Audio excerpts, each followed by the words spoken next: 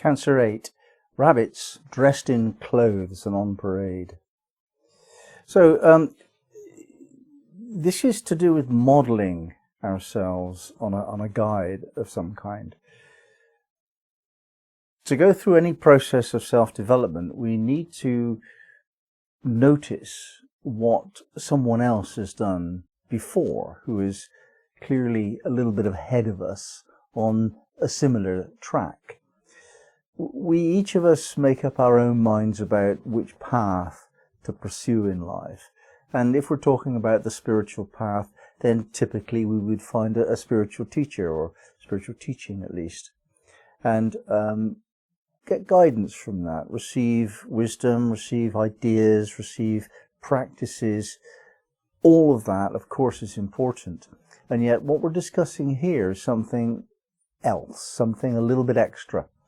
And the idea is that when a person has embodied the knowledge that they're teaching, then it shows in their atmosphere, and it permeates out in everything they do and everything they say and how they are.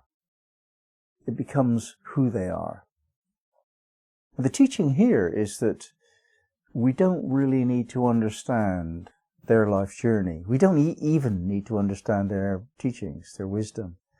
Because if it's real, if it's embodied, then it's within them. It's become who they are. And if it's not deep as that, it's not yet learned by the teacher. So really, how can you follow it? So what we do, instead of trying to understand what the teaching is, we try to understand what the teacher is. And we do this by modeling ourselves upon the teacher in a very particular way. We copy their gestures, we copy their tone, their attitudes, their opinions to some extent. And that's not to say we get lost in that action of copying. It's like an actor. An actor does not imagine him or herself to be the role that they're playing. And yet a good actor will fully embody that role as if they were that person. So that's what we're doing here. We're acting as if we were a teacher. And the process means that we have to recognize someone who has qualities, a way of being that we want. And we find out how to make that an authentic expression of who we are by copying them. This then allows the knowledge to bubble up within us somehow. In some way we absorb the knowledge that they have by osmosis, and in some way, because we're acting out the gestures that go along with that knowledge, it bubbles up within us. I have spoken before on the walk of Hazrat Inayat Khan. He's the Sufi master who 100 or so years ago brought Sufism, in the modern era at least, into the West. And more than others, I should say. And he had a very particular way of walking. It was majestic. He had a tremendous dignity of being, and he would walk slowly and yet with such power, such atmosphere. It was the most impressive event of somebody's day if they'd seen him walk. So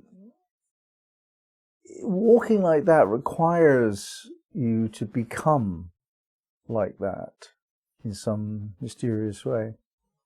I did this for an exercise once. I walked from where I lived to the centre of town, which normally takes me 5 minutes, and I walked so slowly it took me 20 or 30 minutes or something, because I was walking like Inayat Khan.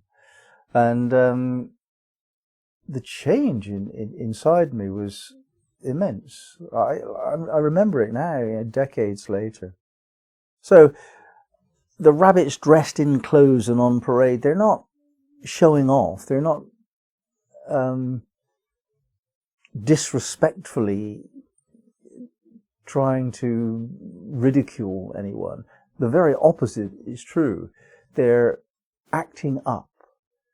They're trying to be their aspiration. And some would say, well, they're just above their station. They're acting above their station. And I would agree, yes, exactly so. Please act above your station. How else will there be evolution?